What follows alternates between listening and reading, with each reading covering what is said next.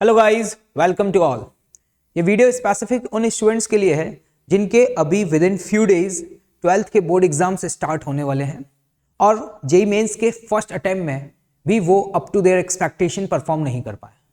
अब आप लोगों के लिए सबसे बड़ा चैलेंज क्या आ रहा है कि अब भाई जेईई मेंस के सेकंड अटेम्प्ट पे फोकस करें या अभी बोर्ड एग्जाम्स पे फोकस करें, या अब ये समझ में नहीं आ रहा होगा कि यार जेईई मेंस के सेकंड अटेम्प्ट में अब कैसे अच्छा परफॉर्म कर पाएंगे, क्योंकि हमारे बोर्ड एग्जाम्स हैं और हमें इस समय अपने आप को कंप्लीटली डिवोट करना होगा बोर्ड एग्जाम्स के लिए, क्योंकि बोर्ड एग्जाम्स में अच्छा परफॉर्म करना भी भैया मैंडेटरी है, क्योंकि अबव 75% अगर स्कोर नहीं कर पाए तो हमारे रास्ते वैसे भी बंद हो जाएंगे।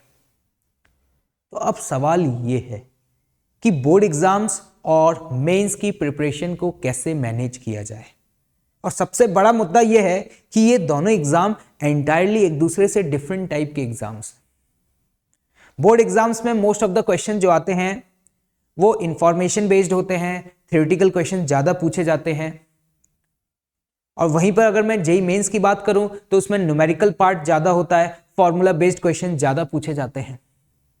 तो देखो यार, एक बात तो आप समझ लो कि यार जेईई मेंस में 12th का जो वेटेज है ना वो कितना है, अबाउट 60 to 65%। आप लोगों ने जेईई मेंस का फर्स्ट अटेम्प्ट दिया, आप लोगों ने देखा कि मोस्ट ऑफ द क्वेश्चंस जो पूछे गए वो 12th के पार्ट से ज्यादा पूछे गए। और ये लगभग हर बार जो पेपर रहता है वो इस तरीके से बैलेंस रहता है कि 12th का वेटेज ज्यादा रहता है। और आप बोर्ड के लिए अगर प्रिपेयर करेंगे तो डेफिनेटली अभी आपको 12th पे ज्यादा फोकस करना हो। तो अभी हम किसी भी पर्टिकुलर चैप्टर को जब पढ़ें तो बोर्ड के लिए मैं आपको रेफर करूंगा कि एनसीईआरटी जरूर फॉलो करें। अब यार एनसीईआरटी में ऐसे भी बहुत सारे स्टेटमेंट्स लिखे होंगे जो हो सकता है कि आपको समझ में ना आए, तो मेरी रिक्वेस्ट है कि बोर्ड में अच्छा परफॉर्म करने के लिए आपको हर स्टेटमेंट को समझना जरूरी नहीं है। नहीं समझ में आ रहा, just mug up that statement, क्योंकि एनसीईआरटी में ऐसे बहुत सारे स्टेटमेंट्स हैं जो कि एक नॉर्मल 11th या 12th का स्टूडेंट बहुत आसानी से नहीं समझ सकता। और अगर आप उन स्टेटमेंट्स को समझना चाह रहे हैं तो आपके पास जो भी रेफरेंस क्लास नोट्स हैं, जो आपके खुद के क्लास नोट्स हैं, आप उनको प्रेफर करें। लेकिन एनसीईआरटी मस्ट है आपके लिए, क्योंकि मुझे एक बात समझ में आती है कि बोर्ड एग्जाम्स में जितने भी स्टूडेंट्स आज तक अगर अच्छा परफॉर्म किए हैं ना, तो वो स्टूडेंट होते हैं जिन्हें एनसीईआरटी की एक एक लाइन याद होती है। अब देखो, एनसीईआरटी पढ़ने से आपको दो बेनिफिट मिलेंगे। एक तो भैया बोर्ड एग्जाम में बहुत अच्छा परफॉर्म कर पाओगे, और दूसरा बेनिफिट ये मिलेगा आपको कि जेईई मेंस में जो आजकल थ्योरेटिकल क्वेश्चंस पूछे जाते हैं, स्पेशली फिजिक्स में, वो आपका पोर्शन जो है वो स्ट्रांग हो जाएगा। अब एनसीईआरटी क्या हमें फिजिक्स में सभी चैप्टर्स की पढ़नी चाहिए? मैं कहूंगा नो। अगर आप मेंस की बात कर रहे हैं तो मेंस के लिए आपको modern physics, semiconductor, principle of communication POC, wave optics, in particular chapters के लिए एनसीईआरटी रेफर करनी चाहिए। इसके अलावा मैग्नेटिक में वो पोर्शन जो स्पेसिफिक जेईई मेंस का है, like magnetic properties of material, earth magnetism, in particular section के लिए आप एनसीईआरटी फॉलो करें। और देखिए, बोर्ड के लिए मैं आपको एक बात रिकमेंड करूंगा कि बोर्ड में एक ऑब्जर्वेशन है कि क्वेश्चंस बार बार रिपीटिव रहते हैं। तो लास्ट 4 to 5 इयर्स के आप बोर्ड के पीवाईक्यूज को जरूर सॉल्व करें, क्योंकि जब आप बोर्ड के पीवाईक्यूज को सॉल्व करेंगे तो आपको समझ में आना स्टार्ट होगा कि किस पैटर्न के क्वेश्चन जनरली पूछे जा रहे हैं। और एक और मुद्दा बात कि भैया बोर्ड के लिए कोशिश करिए कि लगभग सभी चैप्टर पढ़ करके जाएं। समझ करके जाएं, मैं ये नहीं कह रहा, पढ़ करके जरूर जाएं। मतलब कम से कम आपको आइडिया होना चाहिए कि इस चैप्टर में कौन कौन सी टर्मिनोलॉजीज यूज की गई हैं और उनकी डेफिनेशंस क्या है, क्योंकि बोर्ड में आपको लिखना है। अंडरस्टैंडिंग आपकी कैसी है उस टॉपिक को लेकर के, दैट डजंट मैटर, क्योंकि थ्योरेटिकल क्वेश्चंस आएंगे, थ्योरेटिकल क्वेश्चंस में आपकी अंडरस्टैंडिंग चेक नहीं की जाएगी। वहां पे अगर इवन आपको स्टेटमेंट्स याद भी हैं तो आप अगर उनको लिख भी देते हैं, फॉर्मूले अच्छे से लिख देते हैं, प्रॉपर स्टेप बाय स्टेप लिख देते हैं, तो डेफिनेटली आप बोर्ड एग्जाम्स में अच्छा कर पाएंगे।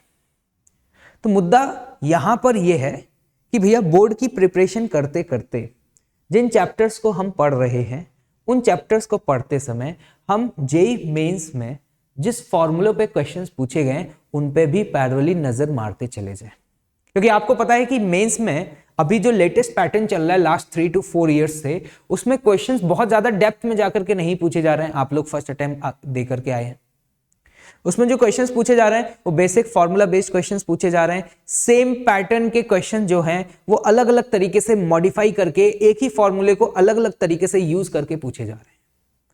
तो इसलिए जब आप प्रॉपर अपने क्लास नोट्स को पढ़ रहे हो तो दिमाग में इस बात को जरूर रखिएगा कि जो भी इंपॉर्टेंट फॉर्मूलेज हैं उनको जरूर मार्क कर लीजिएगा। उन फॉर्मूले में जो टर्मिनोलॉजीज यूज हो रही हैं उसे भी प्रॉपर मार्क कर लीजिएगा।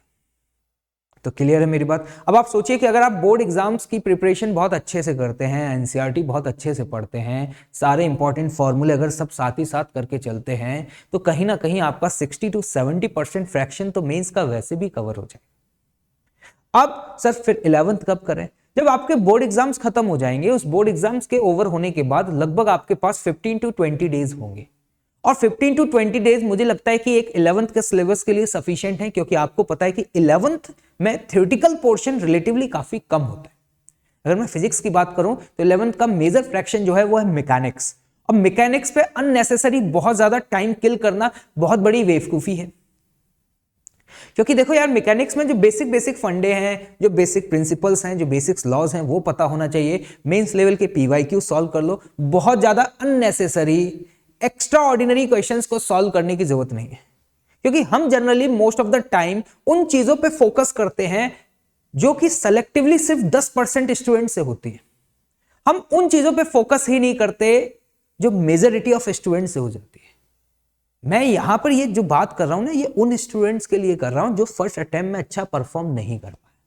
तुम्हारा मेन ऑब्जेक्टिव क्या होना चाहिए कि यार वो क्वेश्चन जो इजी हैं वो मुझे सही कर दें, जो टफ क्वेश्चंस हैं उन पर फोकस मत करो। टफ क्वेश्चन पे उस दिन फोकस करना जिस दिन आपके सारे इजी क्वेश्चन सही होने लग जाए। तो तुम्हारा मेजर ऑब्जेक्टिव ये होना चाहिए, हर वो क्वेश्चन जो उस पेपर में इजी क्वेश्चन है, डायरेक्ट फॉर्मूला बेस्ड क्वेश्चन है, वो मुझसे होना चाहिए। और उसके लिए मैंने आपको बताया कि वो टाइम जो आपको बोर्ड एग्जाम्स के बाद मिलेगा उसमें लास्ट 2 to 3 इयर्स के आप सिर्फ पीवाईक्यूज को सॉल्व कर लेगा फॉर द 11th क्लास, तो आपके 11th का फिजिक्स वाला पोर्शन बहुत इजीली कवर अप हो जाएगा। अब मैं बात कर लेता हूं किसकी, केमिस्ट्री की।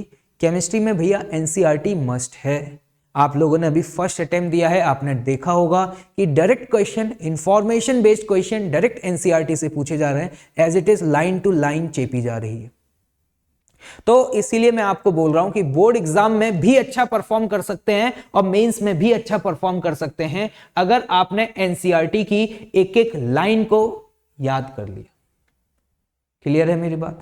आई होप कि मेरे सारे पॉइंट्स आपको समझ में आ रहे होंगे। इसके अलावा भी अगर आपके जहन में कोई ऐसा सवाल चल रहा है जिसको लेकर के आप परेशान हैं, चीजों को अगर आप मैनेज नहीं कर पा रहे हैं, तो यहां पर कमेंट सेक्शन में आप अपना डाउट जरूर मेंशन करिए। आप बताइए कि आपको किस तरीके के चैलेंजेस फेस हो रहे हैं। और देखिए अननेसेसरी ना टेंशन मत लीजिए, ये कैसे होगा वो कैसे होगा, बहुत ज्यादा स्ट्रेटेजी और बहुत ज्यादा प्लानिंग बनाने की जरूरत नहीं है, क्योंकि मोस्ट ऑफ द टाइम हम अपनी स्ट्रेटेजी और प्लानिंग बनाने में ही अपना टाइम किल कर देते हैं। इस समय आपके पास बहुत लिमिटेड टाइम बचा हुआ है और इस लिमिटेड टाइम में आपको बेस्ट परफॉर्म करना है, और बेस्ट परफॉर्म करने का एक ही तरीका है कि जो आप प्रैक्टिस कर रहे हैं, जो भी आप थ्योरी पढ़ रहे हैं, उसको up to the end complete करते जाइए और मूव ऑन मूव करते जाइए। ये मत सोचिए कि मुझे मेरी मंजिल मिलेगी या नहीं। आप एक एक स्टेप आगे बढ़िए, चलते रहिए, मंजिल की परवाह मत करिए। ये तय है कि अगर आप चलते रहेंगे, नहीं रुकेंगे, 2 से 3 बार गिरेंगे, दोबारा उठेंगे, फिर आगे बढ़ेंगे, फिर गिरेंगे, फिर भी आगे बढ़ेंगे और आगे बढ़ने की हिम्मत रखेंगे ना, तो आपको पता भी नहीं चलेगा, आप अपनी मंजिल पे पहुंच जाएंगे। अगर आप फर्स्ट अटेम्प्ट में अच्छा परफॉर्म नहीं कर पाए ना, तो निराश होने की जरूरत नहीं है। मैंने अपने टीचिंग कैरियर में ऐसे कई सारे स्टूडेंट्स देखे जिन्होंने अपनी गलतियों से सीखा।